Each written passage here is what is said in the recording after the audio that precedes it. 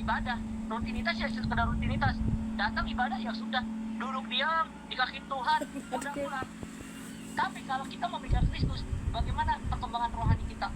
Amin. Kalau ibadah sekedar main-main doang, mohon maaf, mending gak usah ibadah sekalian. Tapi kalau kita memikirkan Kristus, ibadah yang sejati ada memikirkan pribadi Allah. Amin. Artinya pikiran Kristus membantu kita menghadapi tantangan hidup. Kalau kita menghadapi tantangan hidup, masalah apapun Tuhan bisa atur. Kenapa? Karena memikirkan hal-hal Tuhan mau. Kehendak Tuhan, bukan memikirkan diri kita.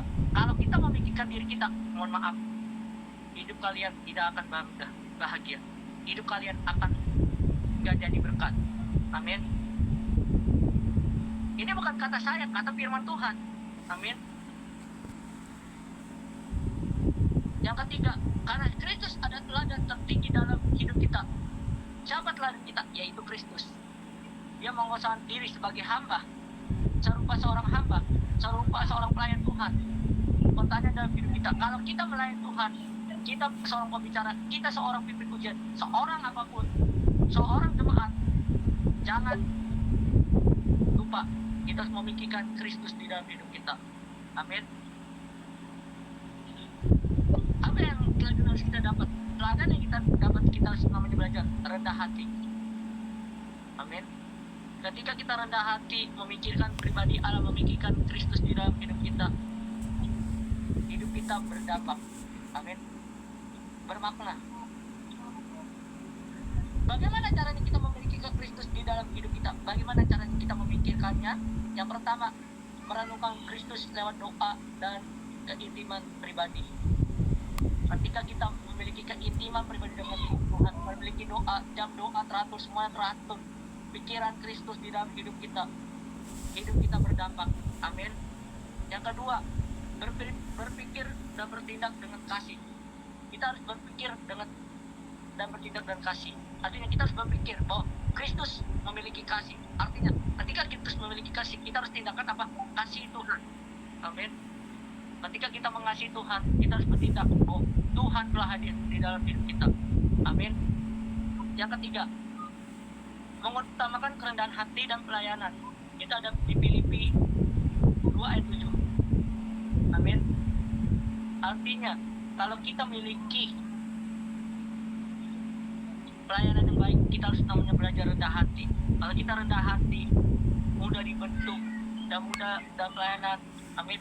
Dalam gereja, kita harus mengutamakan Tuhan di dalam hidup kita. Amin. Lanjut, apa dampaknya ketika kita memikirkan Kristus? Dampak yang pertama, ada kita menjadi rendah hati. Ketika kita menjadi rendah hati, dampaknya itu orang itu mudah dibentuk, mudah bertumbuh. Amin.